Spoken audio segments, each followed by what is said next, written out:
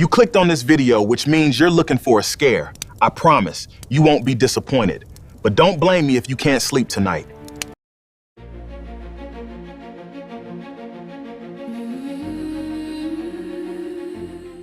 The Appalachian Mountains are some of the oldest geological formations on planet Earth. They are older than the rings of Saturn, and they are older than the bones of the dinosaurs. When you step into those deep woods, you are stepping into a world that has existed long before humanity and will likely exist long after we are gone. Because of this immense age, there is a heavy, palpable weight to the atmosphere in Appalachia. The locals who have lived in the hollers for generations understand that these mountains have their own set of laws. These are not written laws enforced by police, but ancient rules enforced by nature itself. If you respect them, you might live a long, peaceful life. But if you break them, especially the rules regarding the night you invite something into your life that you cannot get rid of, one of the most important rules is very simple.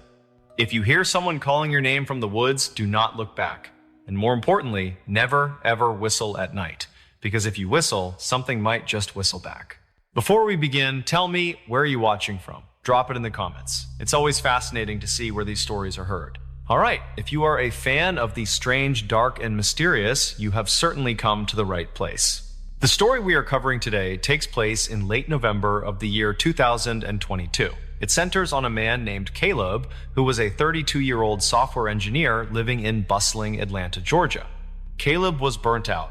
He had spent the last 5 years grinding at a tech startup, staring at screens for 12 hours a day, and dealing with the constant noise of the city. He was desperate for silence. He wanted to disconnect from the digital world and reconnect with nature. So he did what many people do in that situation. He went on a rental website and booked a remote cabin for a 2-week solo retreat. He found a place that looked perfect.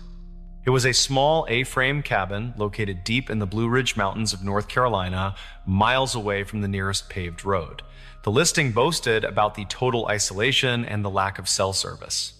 It was exactly what Caleb was looking for. He arrived at the cabin on a Tuesday afternoon. The drive up the gravel mountain road was treacherous. His SUV barely made it up the steep inclines. When he finally parked and stepped out, he was struck by the silence. It was not the quiet of a library. It was the heavy, profound silence of the wilderness. The air was crisp and cold, smelling of pine needles and damp earth. The first few days were idyllic. Caleb chopped wood, he read books by the fireplace, and he hiked the trails around the property. He felt his stress melting away. He felt safe, but that safety was an illusion born of his ignorance of where he really was. On the fourth night, the temperature dropped significantly. A cold front moved in from the north, bringing with it a dusting of snow that covered the forest floor in a blanket of white. It was around 10:15 p.m. when Caleb decided to step out onto the back porch to smoke a cigarette before bed. He stepped out into the freezing air, wearing his heavy coat. The moon was full, casting a pale blue light over the trees. It was beautiful, but it was also incredibly quiet. The snow dampened all sound. There were no crickets, no wind, no rustling leaves. It was dead silent. Caleb stood there, leaning against the railing, looking out into the wall of black trees that surrounded the cabin. The silence began to feel oppressive. It felt heavy on his ears. Without really thinking about it, just to break the tension of the quiet, Caleb pursed his lips and whistled. It was not a song. It was just a simple 3-note tune. Low, high, low. How, wee, how. The sound pierced the night air, echoing slightly off the trees. Caleb took a drag of his cigarette, waiting for the echo to fade. But as the echo died away, a sound came back from the tree line. Hey-ho, wee hey-ho. Caleb froze. The cigarette halted halfway to his mouth. The sound was an exact mimicry of his whistle. It had the same pitch, the same duration, and the same 3 notes. He stared into the darkness. His first thought was that it was an echo. But physics does not work like that. An echo is instantaneous and fades quickly. This sound had come 3 full seconds after he stopped whistling. His second thought was that it was a bird. He knew some birds, like mockingbirds or starlings, could mimic sounds. He chuckled nervously to himself. That's cool, he thought. I got a bird to talk to me. Feeling a sudden burst of playful arrogance, Caleb whistled again. This time he changed the tune. He whistled a more complex pattern. 4 rapid notes rising in pitch. Wee, wee, wee, wee. He waited. From the darkness, about 50 yards into the woods, the response came. Wee, wee, wee, wee. This time, Caleb did not chuckle. The hair on his arm stood up. The sound was not right. It did not sound like a bird. Birds have a trilling quality to their calls. This sound was flat. It sounded like air being forced through wet meat. It sounded almost human, but devoid of any human warmth. Hello? Caleb called out, his voice trembling slightly. Is someone out there? Silence. The woods remained dead quiet. Caleb stood there for another minute, straining his ears. He told himself it was just a prank.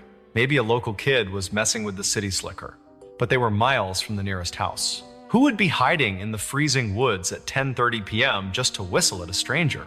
He flicked his cigarette into the snow and went back inside. He locked the heavy wooden door and slid the deadbolt into place. He poured himself a glass of whiskey and sat by the fire, trying to shake the feeling of being watched. He eventually fell asleep on the couch. The next day, the sun was shining, and the terror of the previous night seemed silly. In the light of day, the woods looked inviting, not menacing. Caleb convinced himself it was just an echo or a weird bird. He spent the day hiking and forgot about the incident.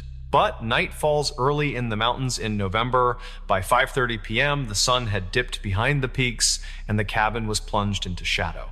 By 9 p.m., it was pitch black. Caleb was in the kitchen making a sandwich when he realized he had forgotten to bring in enough firewood for the night. The fire was dying down to embers. He cursed under his breath. He had to go out to the wood pile, which was located about 20 feet from the back porch. He put on his coat and boots. He grabbed his flashlight, he unlocked the back door, and stepped out. The air was even colder than the night before. He walked quickly to the woodpile, his boots crunching loudly on the frozen snow. He bent down and started loading logs into his arms. He was focused on the task, wanting to get back inside as fast as possible. As he stood up with an armful of wood, he heard it. How-wee, how. It was the 3-note whistle he had made the night before. But this time, it did not come from deep in the woods. It came from the edge of the clearing, right where the light from the porch faded into darkness. It was maybe 30 feet away. Caleb dropped the wood. The logs clattered onto the porch deck. He shone his flashlight toward the sound. The beam cut through the darkness, illuminating the trunks of the pine trees and the white snow. There was nothing there. No person, no animal, just the empty woods. But then the whistling started again. And this time, it did not stop. It began to cycle through the tunes Caleb had whistled the previous night. Wee, wee, wee, wee. Hail, wee, hail. The sound was moving. It was circling the cabin. Caleb could hear the source of the sound shifting from the left side of the porch to the right side. It was moving fast, faster than a human could run through dense brush. And yet, there was no sound of footsteps, no crunching of snow, just the whistle floating in the air. Caleb scrambled backward, fumbling for the door handle. He threw himself inside and slammed the door, locking it instantly. He backed away from the door, his heart pounding so hard he thought it would explode. Outside, the whistling stopped. Caleb stood in the center of the living room, breathing heavily. He grabbed a heavy iron poker from the fireplace. He was terrified. He realized then that he had broken a rule he didn't even know existed. He had engaged with something wild. He had invited a conversation. He spent the next hour sitting in the dark, clutching the fire poker. He didn't turn on the lights because he didn't want to make himself a target. He just listened. Around midnight, he heard a new sound. It was the sound of something heavy stepping onto the wooden deck of the back porch. Creak.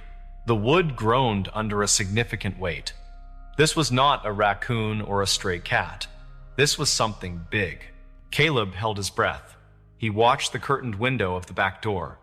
The footsteps were slow and deliberate. Thump, thump, thump. They stopped right in front of the door. Caleb could feel the presence on the other side of the wood. He imagined a hand reaching out to try the knob. Then the whistling started again, but it was different this time. It wasn't loud and projecting. It was soft, intimate. It was coming from directly the other side of the door at head height. Hee-hoo, wee-ho.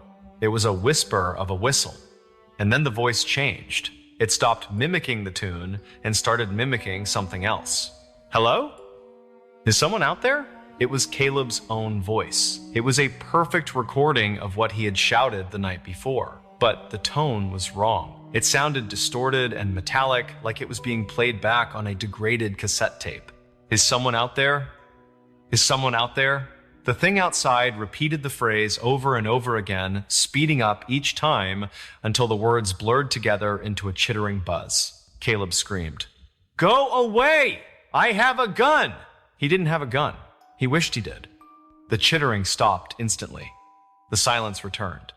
Then came a sound that Caleb would never forget for the rest of his life.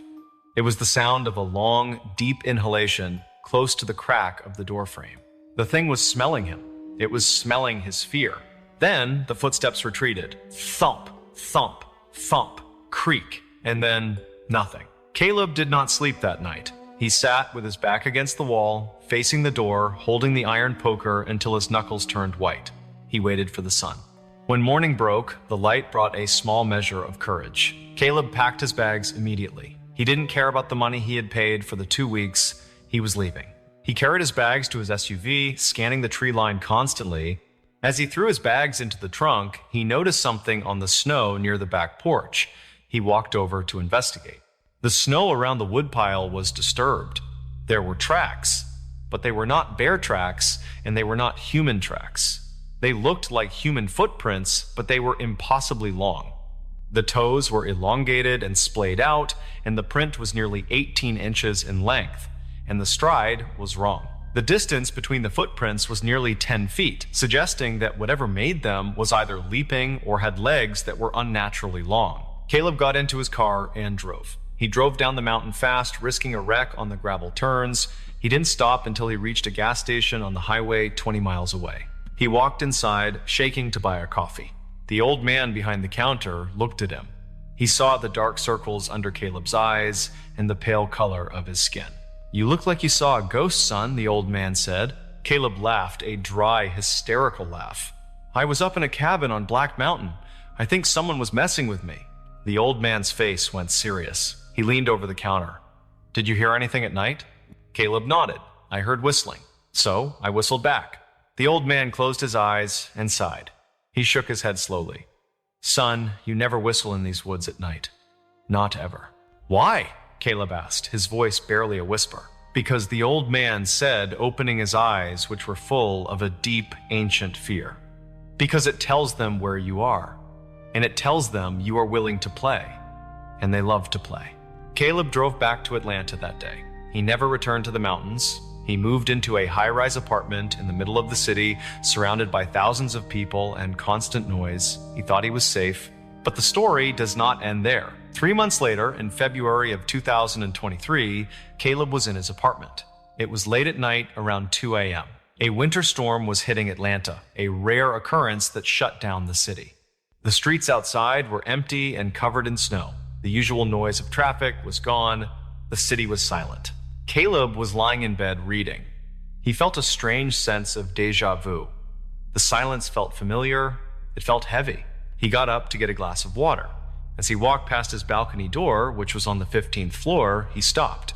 The sliding glass door was slightly ajar. He knew he had locked it. A cold draft was seeping into the living room. Caleb walked toward the door to close it. He reached out his hand, and then he heard it. How-wee-how. It was faint. It was coming from the balcony. Caleb froze. He backed away slowly. He grabbed his phone to call 911. Then he saw it. Pressed against the glass of the balcony door, 15 stories up in the air, was a face. It was pale and gaunt, with skin pulled tight over the skull. It had no nose, just 2 slits, and its mouth was pursed in a perfect circle. The creature tapped on the glass with a long skeletal finger. Tap, tap, tap. Then it whistled again. Wee, wee, wee, wee. Caleb locked himself in his bathroom and screamed for the police. When they broke down his door 20 minutes later, the apartment was empty. The balcony door was wide open, letting in the snow. There was no creature.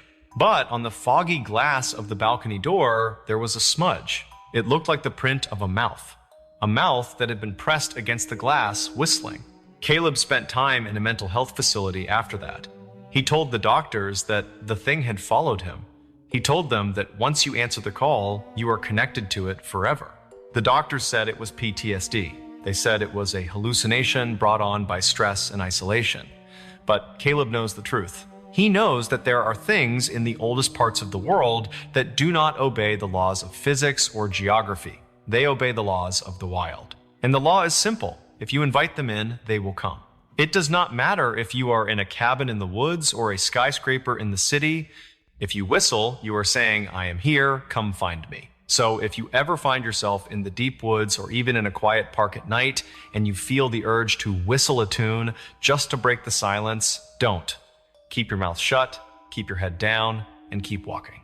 Because if you whistle and you hear something whistle back, it is already too late. This story serves as a grim reminder that there are invisible boundaries between our world and the unseen. There is a profound wisdom in respecting the silence of the night, for we are taught that darkness is a veil not meant to be lifted by human arrogance. When we act with pride, making loud noises, or mocking the quiet of nature, we inadvertently tear down these spiritual protections that keep us safe. We must remember that we are not the masters of every space we enter. True safety comes from humility and the understanding that by guarding our speech and our actions, we protect our souls from inviting in forces that we were never meant to encounter. So if that sounds like something you would be interested in, please invite the like button to a whistling contest in the middle of a haunted forest, but tell them the wrong date so they show up alone and have to play against the Wendigo. And don't forget to subscribe. Until next time, stay safe and stay silent. Cabin fever? Sounds like a joke, but it is a dangerous reality. Deprived of contact, the brain starts to eat itself. You hear phantom footsteps. You believe the danger is in the room with you. But what happens when that paranoia is actually instinct? In the world of Airbnbs, we trust locked doors to keep strangers out. But sometimes, the person with the key isn't trying to get in.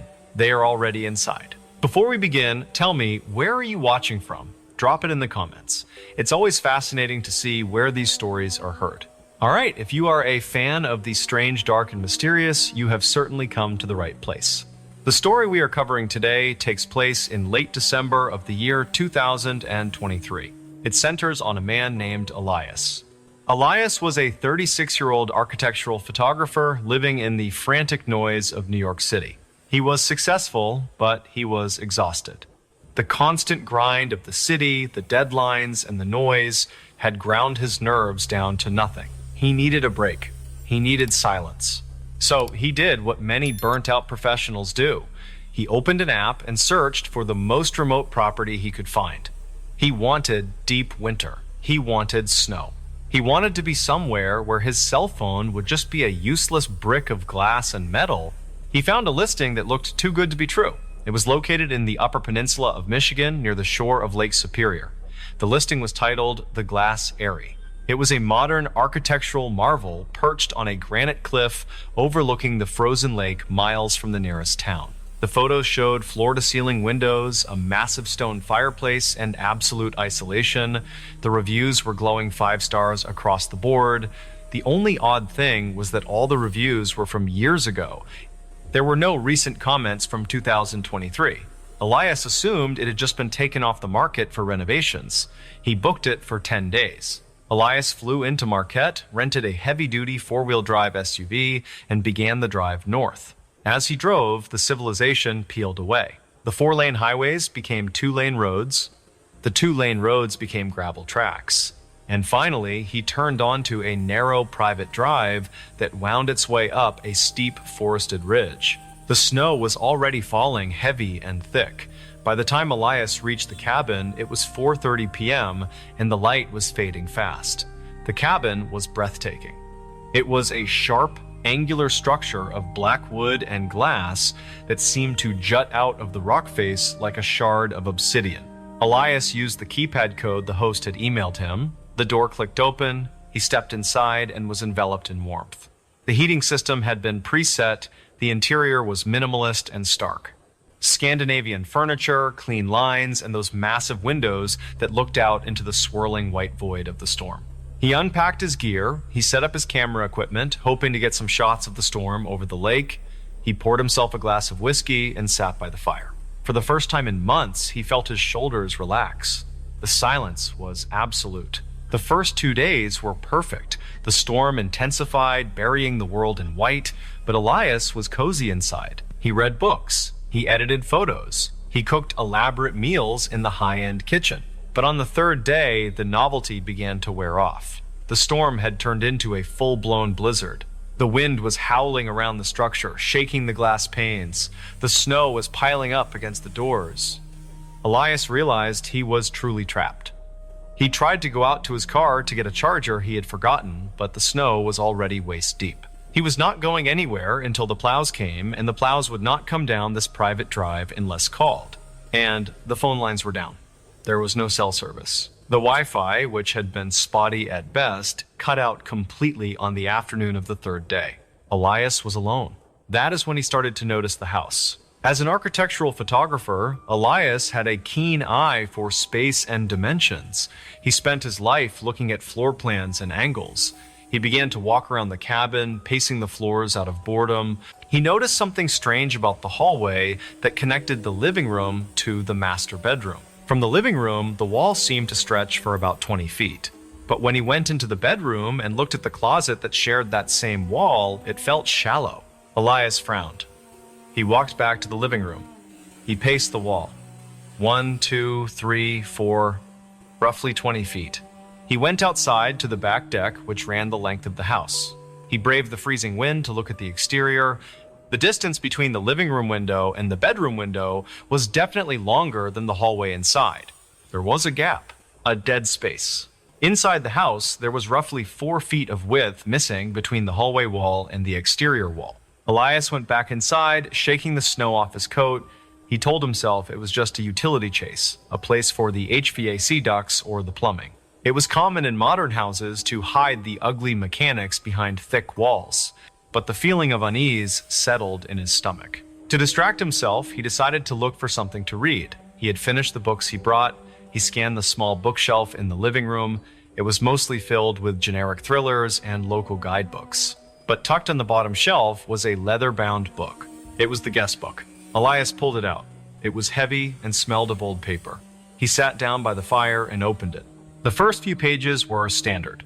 Thanks for a lovely stay. The view is amazing. July 2017. Great honeymoon spot. We saw a bald eagle. September 2017. Elias flipped through them, smiling at the banality of it all. But as he got to the middle of the book, the tone began to change. The handwriting became messier. The entries became strange. November 2018. The wind is so loud. It sounds like someone crying. I wish it would stop. January 2019. I feel like I am in a fishbowl. The glass walls. Everything can see in, but I cannot see out. March 2019. I lost my keys. I know I put them on the table. He moved them. Elias paused. Who was he? He turned the page. The entries skipped a whole year. The next one was from October 2020. We are leaving early. There is something wrong with the geometry of this place. My dog will not stop barking at the hallway wall. Elias felt a chill that had nothing to do with the drafty windows. His eyes darted to the hallway wall, the wall with the missing space. He flipped to the last written entry. It was dated December 2022, exactly 1 year ago. The handwriting was jagged, pressed hard into the paper so that it tore through in places. It read simply, "The snow is too deep. I cannot leave. I have accepted it. I am going into the wall. It is warmer there. He has been waiting for me." There were no more entries after that. Elias slammed the book shut. He stood up. The silence of the cabin suddenly felt heavy and predatory. He looked at the vast black windows. At night, the glass turned into mirrors, reflecting the interior of the room against the black backdrop of the storm. He felt exposed. He told himself it was a joke, a prank by previous guests to scare the next person. It was a classic Airbnb horror trope, but he could not stop looking at the hallway wall. He grabbed a metal tape measure from his camera bag. He needed to know. He measured the living room. He measured the bedroom. He measured the exterior deck, again fighting the wind. He did the math on a piece of scrap paper. There was definitely a space, a void, 4 feet wide and 20 feet long, running right down the spine of the house. And it wasn't just a utility chase. There were no vents leading into it, no access panels. It was a sealed room. Elias walked down the hallway. He ran his hand along the smooth drywall. It felt cold. He knocked on it. Thud. Thud. Thud. It sounded hollow, but not empty hollow. It sounded like there was something dense behind it. He put his ear against the wall. He held his breath. At first, he heard nothing but the howling of the wind outside. But then, under the wind, he heard a sound. Scritch. Scritch. It was the sound of fabric rubbing against wood. It was coming from inside the wall. Elias jumped back. His heart was hammering against his ribs. He shouted, "Hello? Is anyone there?" Silence. He grabbed a heavy iron poker from the fireplace. He felt ridiculous and terrified at the same time. He was a grown man armed with a fire tool shouting at a wall in a luxury cabin. He decided he had to see. He went to the bookshelf. It was a built-in unit recessed into that same mysterious wall. He grabbed the frame of the shelf and pulled. It didn't move. He pushed. He lifted. And then he noticed a small seam in the baseboard. He knelt down. There was a tiny latch hidden in the molding paint. Elias used his pocket knife to pry the latch. Click. The entire bookshelf popped forward an inch. It was a hidden door. Elias stood up slowly. He gripped the edge of the bookshelf and pulled it open. It swung silent and heavy on well-oiled hinges. Behind the bookshelf was darkness. A rush of stale air hit him. It smelled of musk and unwashed bodies, and something sweet like rotting fruit. Elias turned on the flashlight on his phone. He shone the beam into the void. It was a corridor, a narrow, unfinished hallway that ran parallel to the main hall. The floor was covered in old carpet remnants. The walls were raw insulation and studs, but it was inhabited. Elias stepped inside, the fire poker raised. On the left side, which was the back of the hallway wall, there were holes drilled into the drywall. Peepholes. Elias looked through one. He saw his own living room. He saw the fireplace. He saw the chair he had been sitting in. The angle was perfect. Whoever stood here could watch the guest for hours without being seen. He moved down the narrow corridor. There was a mattress on the floor. It was filthy, stained yellow and brown. There were piles of food wrappers, cans of beans, empty water bottles, and there was a table. On the table sat a row of monitors. They were dark, now probably dead from the power fluctuations, but they were wired to cameras. Elias followed the wires. They went up into the ceiling. He realized with horror that there were cameras in the bedroom, in the bathroom, everywhere. But the most terrifying thing was what was on the wall above the table. It was a collection of driver's licenses. There were dozens of them, pinned to the studs like trophies. Elias shined his light on them. He recognized the faces. Some were smiling, some looked serious. He looked at the names, then he looked down at the table. There was another book, a ledger. Elias opened it with trembling hands. It was a list. Guest, Sarah and Tom. Arrival, July 2017. Departure, scheduled July 10. Actual, never. Status, processed. Guest, Michael. Arrival, November 2018. Departure, scheduled November 15. Actual, never. Status, below. Elias scanned the list frantically. He saw the entry for December 2022. Guest, Jessica. Arrival, deck 20. Departure, never. Status, still here. And then at the bottom of the page, in fresh ink, guest, Elias. Arrival, December 2023. Departure, pending. Elias dropped the book. He turned to run. But the bookshelf door was closed. He threw himself against the back of the bookshelf. He pushed. He kicked. It was locked from the outside. He was trapped in the wall. Then he heard a sound from the main cabin. Footsteps. Heavy, wet boots walking on the hardwood floor. They were slow and deliberate. Thump, thump, thump.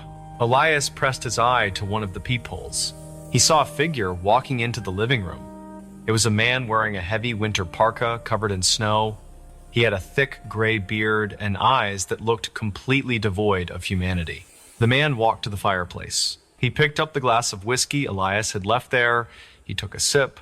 Then the man turned and looked directly at the bookshelf. He looked directly at the peephole where Elias was hiding. The man smiled. It was a ruin of a smile, showing black, rotting teeth. He spoke. His voice was muffled by the wall, but Elias heard it clearly.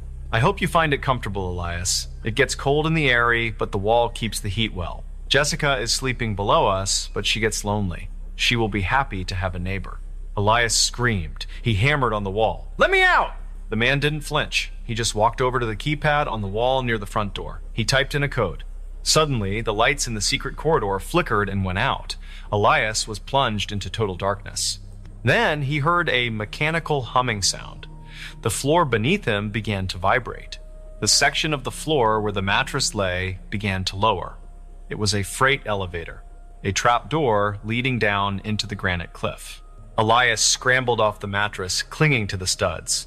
He watched in the beam of his phone light as the mattress descended into a black pit below the house. From the pit, a smell rose up. It was the smell of death, absolute overwhelming decay. And then he heard it. From deep in the hole, a voice, a woman's voice, weak and broken. "Hello?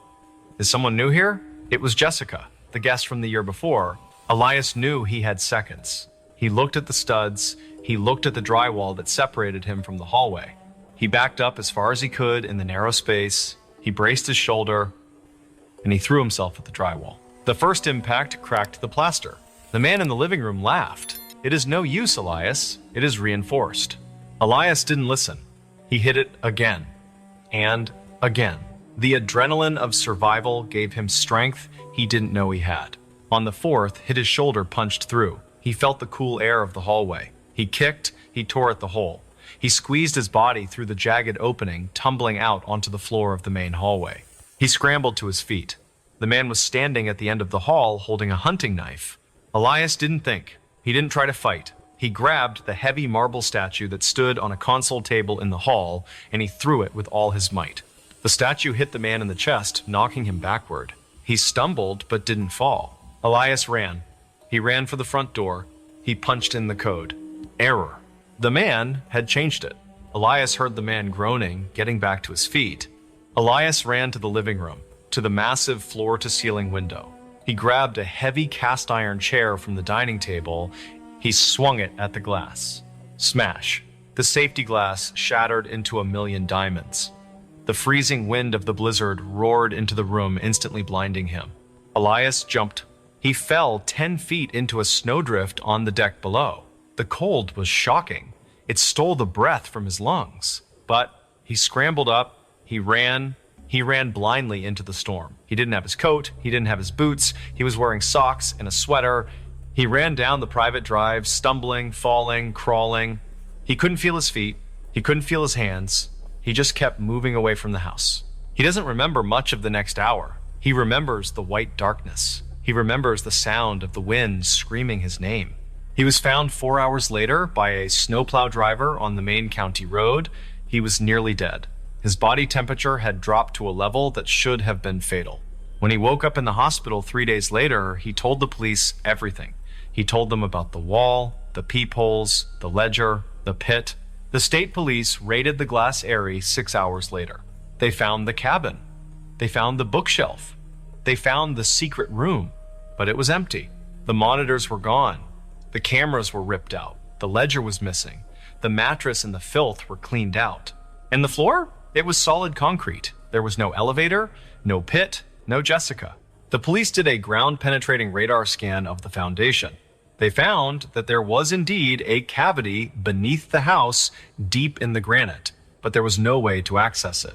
It had been sealed with fresh concrete years ago, or so it seemed. The police chalked it up to a hallucination brought on by severe hypothermia and cabin fever. They said Elias broke into the utility space during a psychotic break. They said the man he saw was a manifestation of his own isolation. Elias tried to move on. He went back to New York. He goes to therapy. He tries to live a normal life. But he received a letter in the mail last week. It had no return address. The postmark was from Michigan. Inside was a single page torn from a leather-bound book. It was the page from the ledger. Guest: Elias. Arrival: December 2023. Departure: unauthorized. Status: hunted. Elias looked at the paper.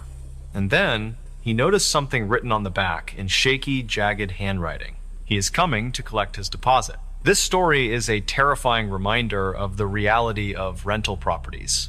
We assume that because we pay money, because there is an app, because there are reviews, that we are safe.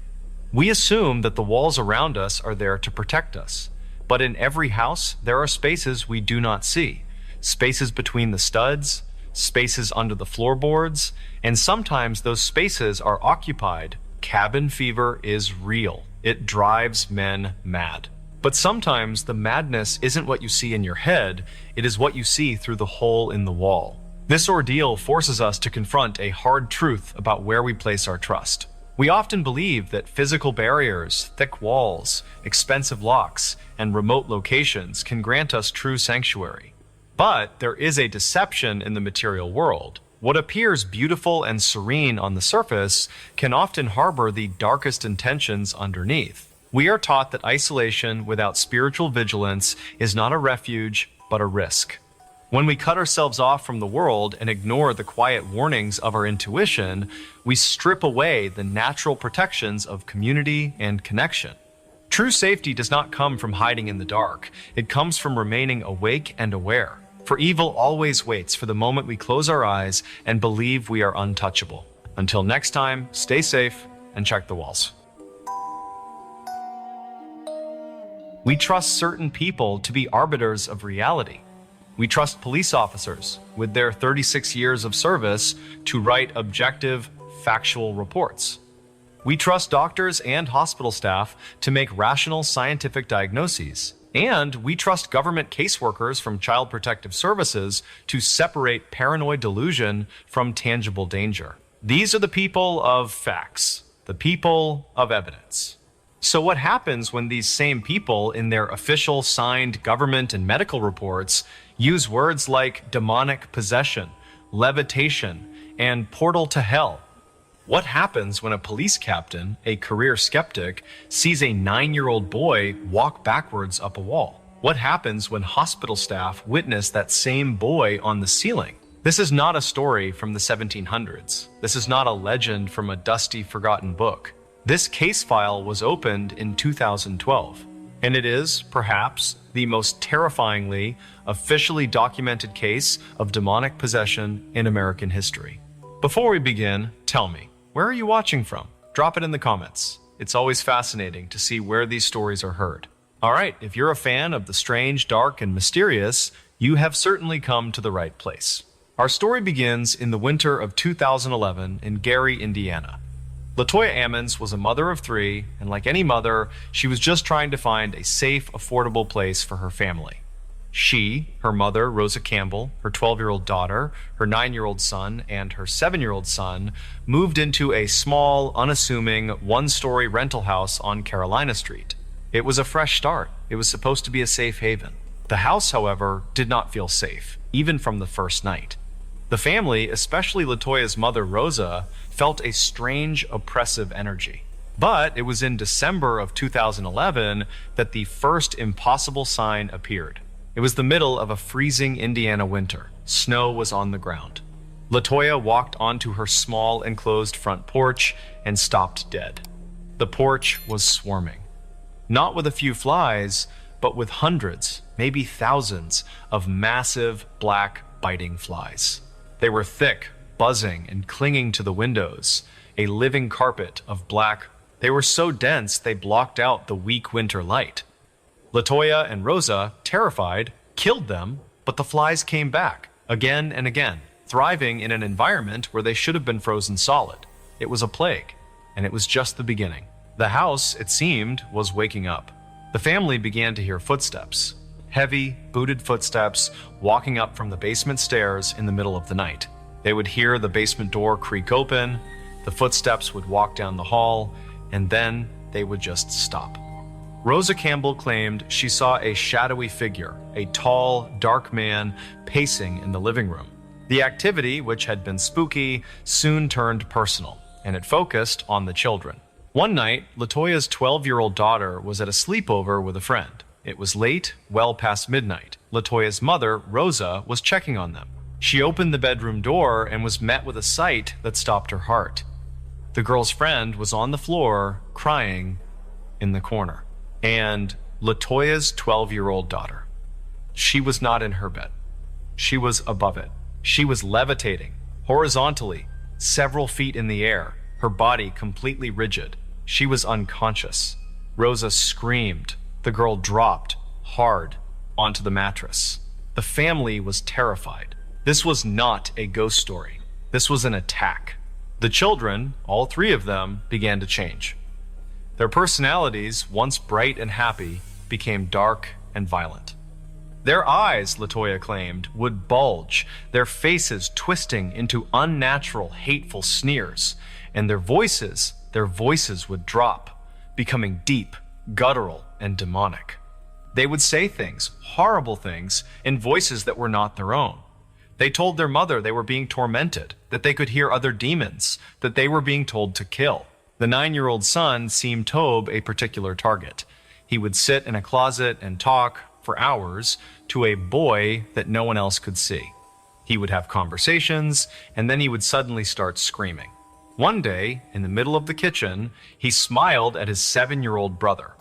A slow, cold, evil smile, and then choked him with an unnatural adult strength. LaToya and Rosa had to pry his hands off his brother's throat. LaToya was a mother. She was not a paranormal investigator. She was terrified for her children. She did what any desperate mother would do. She called for help. She called doctors. They told her it was delusion. She called churches. Some tried to pray, but the activity only got worse.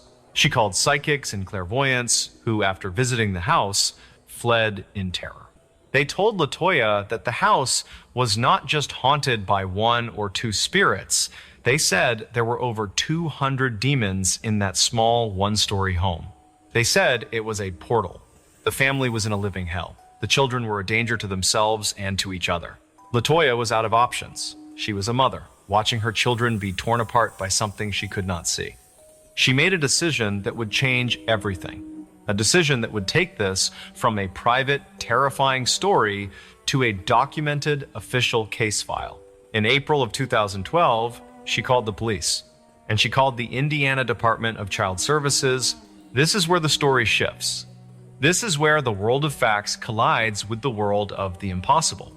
The first official to take the case seriously was Captain Charles Austin of the Gary, Indiana Police Department. He was a 36-year veteran of the force, a man who had seen everything. He was a complete and total skeptic. He arrived at the house on Carolina Street, assuming he was walking into a mental health crisis, a case of shared delusion. He left a believer. He interviewed the family. He toured the house. His audio recorders, his official police equipment malfunctioned every time he tried to record an interview. The static, he said, was deafening. He began to take pictures. One picture of the empty basement, when developed, showed a clear, white, cloudy figure, a face looking back at the camera. He and another officer witnessed a strange, oily, clear liquid dripping from the blinds in a bedroom where no liquid was present. The house was cold, but the blinds were warm. He witnessed the 9-year-old boy being thrown violently from the bathroom as if by an unseen man. Captain Austin, the 36-year veteran, was so disturbed by what he saw that he refused after that night to ever enter the house again after dark. He stated in his official report, "In all my years on the force, I have never seen anything like this. I am a believer." The police were now convinced. But the Department of Child Services, or CPS, was not. Their job was to protect children. And to them, the danger was not a demon. The danger was LaToya. They believed she was the one harming the children, or that she was suffering from a severe mental illness and coaching them to invent these stories. They opened a case against her. They scheduled an official interview and a psychological evaluation. This interview would take place at the hospital. The date was April 19th, 2012. The team consisted of CPS caseworker Valerie Washington, a registered nurse named Willie Lee Walker, and a doctor. They were in a small, sterile hospital examination room. LaToya and her mother Rosa were there, and so were the 3 children. Valerie Washington was, like Captain Austen, a skeptic. She was there to do a job, to get the facts. She began the interview, and almost immediately, the 9-year-old boy and the 7-year-old boy began to change. According to Valerie Washington's official, notarized 30-page CPS report, the 9-year-old boy's demeanor shifted. He stared at his 7-year-old brother and, in a deep, unnatural voice, began to make threatening statements. The 7-year-old boy then put his hands on his older brother's throat and began to choke him. The adults separated them. The 9-year-old boy's eyes rolled back in his head, showing only the whites. He began to growl. A deep, animalistic, terrifying growl that echoed in the small room. He smiled, a grotesque, evil grin, and looked directly at Valerie Washington. And then, the impossible happened. According to the sworn testimony of both Valerie Washington, the CPS caseworker, and Willie Lee Walker, the nurse, the 9-year-old boy, still growling, his eyes rolled back, ran up the wall. He did not jump. He did not climb. He put his feet on the drywall, and, as if gravity had simply ceased to exist for him, he walked backwards, all the way up the wall, until he was on the ceiling. He was on the ceiling. Foul gasps of terror filled the room. The boy then flipped in midair over the heads of the terrified adults and landed perfectly on his feet on the floor. He did not stumble. He did not fall. He just stood there, smiling that same horrific smile. Valerie Washington, the CPS caseworker, fled the room, terrified. The other medical staff who had been watching were in shock. This was not a mother's delusion. This was a documented, witnessed event. Seen by a nurse, seen by a CPS caseworker, who then put it in her official report. The children were separated from Latoya, not because she was a danger, but because they were. The 9-year-old boy was taken to another room. A short time later, a hospital staff member, a doctor, came to check on him. He was not in the room. The doctor was frantic, thinking the boy had escaped. He looked around, and then he heard it, a growl, coming from above. He looked up. The 9-year-old boy was on the ceiling, staring down at him. This was a nightmare. This was real. The official CPS report, the police reports, and the hospital reports all agreed. The Ammons family was under attack by a demonic or supernatural force. The case was brought to the attention of Father Michael Maginot, a Catholic priest from a nearby town. He, like everyone else, was deeply skeptical. He thought it was a hoax. He went to the house to investigate. The moment he arrived, the house went cold.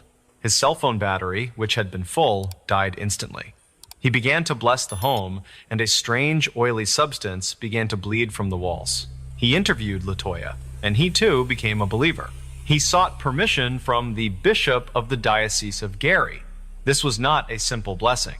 This was a war. The bishop, after reviewing the staggering pile of official, non-religious government reports, gave his permission.